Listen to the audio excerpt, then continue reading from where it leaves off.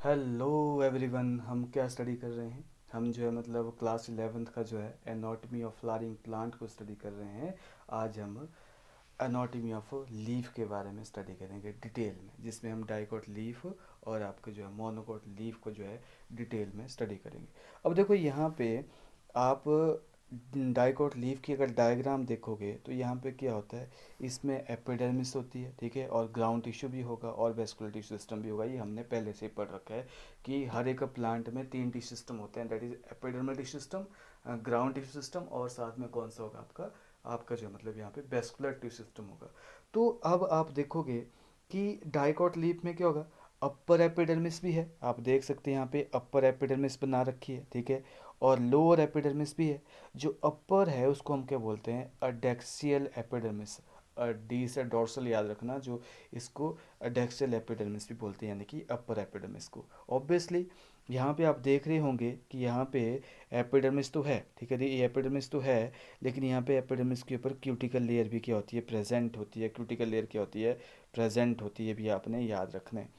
उसके बाद lower epidermis भी है, ठीक है, लोअर एपिडर्मिस भी है, और उसके बाद लोअर क्यूटिकल लेयर भी यहाँ पे प्रेजेंट होती है, जिसको हम क्या बोलते हैं, अबैक्सियल एपिडर्मिस बोलते हैं, और साथ में इसके ऊपर भी क्यूटिकल प्रेजेंट होती है।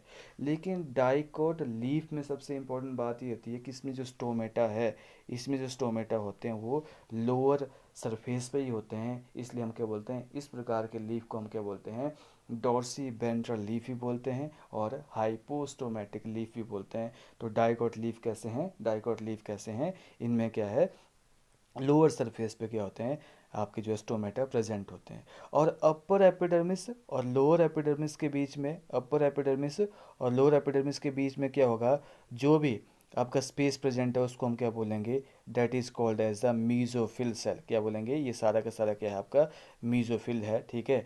और मीजोफिल जो होता है ये दो भागों में अरेंज होता है। सबसे ऊपर वाला जो होगा उसको हम पैलिसेड पैरेन्काइमा बोलेंगे, और लोअर वाले को हम क्या बोलेंगे, स्पॉन्जी पैरेन्काइमा बोलेंगे। और ये कुछ नहीं है, ये क्लोरेनकाइमा है, ये पैरेन्काइमा की मॉडिफिकेशंस है, और इनमें क्या होते हैं, क्लोरोप्लास्ट प्रेजेंट होते हैं, उसी को हम क्या बोलते हैं, पैलिसेड पैरेन्काइमा और क्लोरेनकाइमा बोलते हैं। और इनका मेन काम क्या है, इन सब का मेन काम क्या है आपका, फोटोसिंथेसिस में इंपॉर्टेंट रोल प्ले करते हैं, फोटोसिंथेसिस में इंपॉर्टेंट रोल प्ले करते हैं। बस इसका वेस्कुलर बंडल को स्टडी करें। वेस्कुलर बंडल्स होते हैं, they are surrounded by the bundle sheath, आप देख सकते हैं यहाँ पे बंडल शीथ होती है, प्रेजेंट होती है, और वही है, कंजॉइंट है, ठीक है, कोलेट्रल है और क्लोज्ड है, ठीक है। यहाँ पे फ्लोएम भी है, जाइलम भी एक रेडियस के ऊपर प्रेजेंट होता है, और कैम्बियम एब्सेंट होता है। तभी तो लीफ में क्या होती है, सेकेंडरी ग्रोथ नहीं होती है, ठीक है, लीफ में क्या होती है, सेकेंडरी ग्रोथ नहीं होती है, भी आपने याद रखना। तो this is all about your dicot leaf. अब इसको हम एनसीईआरटी से स्टडी करते हैं, आप डायग्राम को स्टडी कर सकते हैं। देखो डोर्सी वेंट्रल लीफ या डाइकोट लीफ में क्या चीज़ें होती हैं।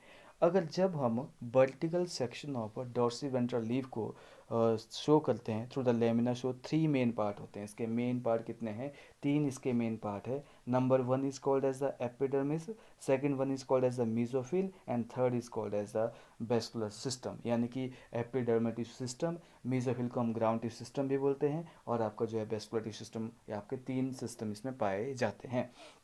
एपिडर्मिस जो है वो आउटर मोस्ट सिंगल लेयर है, किसकी, लीफ की। Epidermis is the outer most single layer of the leaf. It covers both of the surface, मैंने आपको बताया कि इसमें क्या होती है, दोनों सरफेस पर एपिडर्मिस पाई जाती है। और epidermis which cover the upper surface is called as the upper epidermis. जो एपिडर्मिस अपर सरफेस को कवर करती है उसको हम क्या बोलते हैं, अपर एपिडर्मिस बोलते हैं, या अडेक्सियल एपिडर्मिस भी इसको हम बोलते हैं। और जो epidermis which one cover the lower surface is called as the abaxial. Abaxial मतलब बिलो, ठीक है, याद रखना, बिलो एपिडर्मिस बोलते हैं, या अवेक्सियल, या आपकी जो लोअर एपिडर्मिस भी इसको हम बोला जाता है। अवेक्सियल एपिडर्मिस के पास क्या होते हैं, ज़्यादा स्टोमेटा होते हैं। आपके जो एबेक्सियल, जो लोअर एपिडर्मिस होगी उसके पास ज़्यादा स्टोमेटा होते हैं then the adaxial epidermis, then the adaxial epidermis. और एपिडर्मिस जो होती है आपको पता ही है, इट इज़ यूजली जो होती है, इट इज़ यूजली जो होती है, that is covered by the stomata. ये क्या होगी, स्टोमेटा के द्वारा ही कवर की जाती है, ठीक है। उसके बाद जो टिश्यू सिस्टम जो आपका प्रेजेंट है, the tissue system present between the upper and lower epidermis is called as the mesophyll. और मीजोफिल जो होता है किसका बना होता है? पेरेन्काइमा का बना होता है। पेरेन्काइमा मॉडिफाई होकर क्लोरेन्काइमा बनाता है, और ये क्या करेगा? पेरेन्काइमा के अंदर क्लोरोप्लास्ट है और which carry out the photosynthesis, वो क्या करेगा? फोटोसिंथेसिस करेगा। In dorsiventral leaf, dorsiventral leaf में क्या होता है? जो मीजोफिल होता है दैट इज डिफरेंशिएटेड इनटू दो टाइप के टिश्यू में। 2 सेकंड, ठीक है।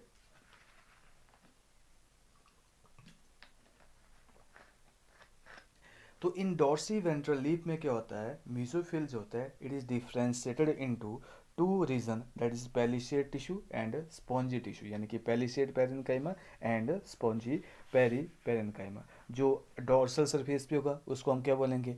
पेलिसेड बोलेंगे। जो वेंट्रल सरफेस पे होगा उसको हम क्या बोलेंगे? स्पॉन्जी पेरेन्काइमा बोलते हैं।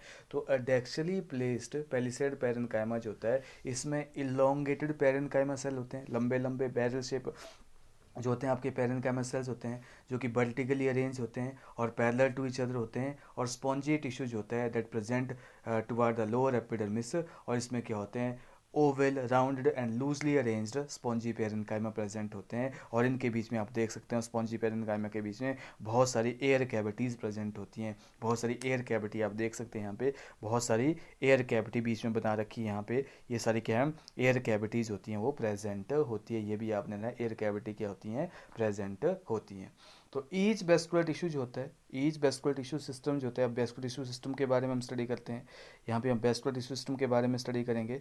तो ईच वेस्कुलर टिश्यू सिस्टम जो होता है यहाँ पे is surrounded by a thin layer of parenchymatous cells that is called as the bundle sheath cell बोलेंगे इसको। तो ईच जो आपके जो वेस्कुलर सिस्टम है that is surrounded by parenchymal cell that is called as the bundle tissue system बोलेंगे उसको। हम क्या बोलेंगे? Each vascular bundle is surrounded by thin layer of parenchymal cells called bundle sheath. और बंडल सीथ होती हैं जो आपके लार्जर वेन होती है, जैसे मैंने आपको लीफ का डायग्राम बनाया था, ठीक है।